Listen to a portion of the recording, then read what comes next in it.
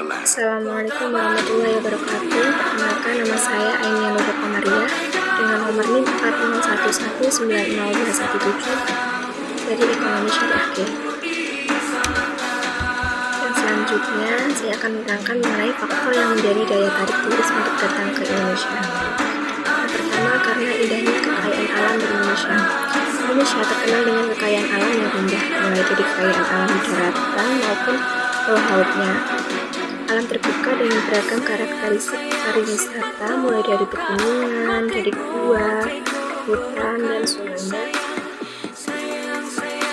dan lain-lain. Dan keindahan bawah laut yang semakin membuat turis sering mengeksplor Indonesia. Yang kedua, karena masyarakat Indonesia yang sangat ramah tamah. Orang Indonesia terkenal dengan karakteristiknya yaitu murah senyum dan ramah dibandingkan dengan masyarakat di luar negeri. Yang ketiga, mengenai melimpahnya pilihan kuliner di Indonesia. Indonesia memiliki aneka macam masakan lokal yang menggugah selera. Pilihan kuliner yang beragam ini membuat para wisatawan asing tertarik menyelami budaya lokal Indonesia dari makanan, mulai dari soto ayam, gudeg, nasi goreng, dan juga bakso yang menjadi makanan favorit para pembeli. Yang keempat, karena keanekaragaman budaya. Wisatawan yang berkunjung ke Indonesia bukan semata-mata karena kekayaan alamnya yang begitu indah, tapi juga karena Indonesia kaya akan budaya yang tidak mungkin kita temukan di negara asing. Nah, wisatawan asing itu takjub dengan beragam kebudayaan yang ada di negara kita yang begitu kental. Ya, seperti contoh gambar di samping, yaitu merupakan kebudayaan Bali. Dan kemudian aktivitas ekonomi yang dipengaruhi faktor sosial.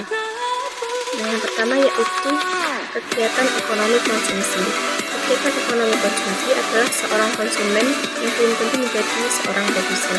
Tapi seorang produsen sudah bisa dipastikan bahwa ia seorang konsumen. Hal ini dikarenakan karena seorang produsen akan menjadi konsumen ketika membeli bahan-bahan utama proses produksi. Selain itu, ada beberapa faktor yang dapat mempengaruhi tingkat konsumsi seseorang, yaitu pendapatan, harga, kebiasaan, selera, dan barang menyentuh.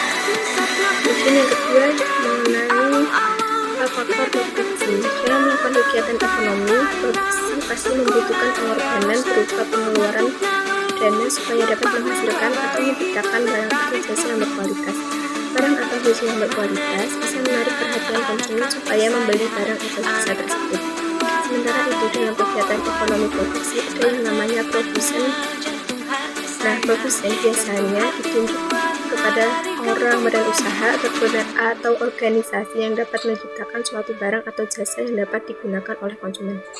Kegiatan ekonomi produksi tidak bisa dilepaskan dari yang namanya faktor-faktor produksi. Nah, faktor-faktor produksi bisa mempengaruhi naik turunnya tingkat produksi seperti sumber daya manusia, sumber daya alam, dan sumber daya modal. Yang ketiga yaitu kegiatan ekonomi distribusi. Biasanya dilakukan oleh lembaga atau perorangan tergantung dari kebutuhan dari setiap produsen. Nah, lembaga atau perorangan yang melakukan kegiatan distribusi dikenal sebagai distributor. Biasanya kegiatan distribusi yang dilakukan oleh distributor sangat beragam seperti perdagangan, pengangkatan, dan penyimpanan.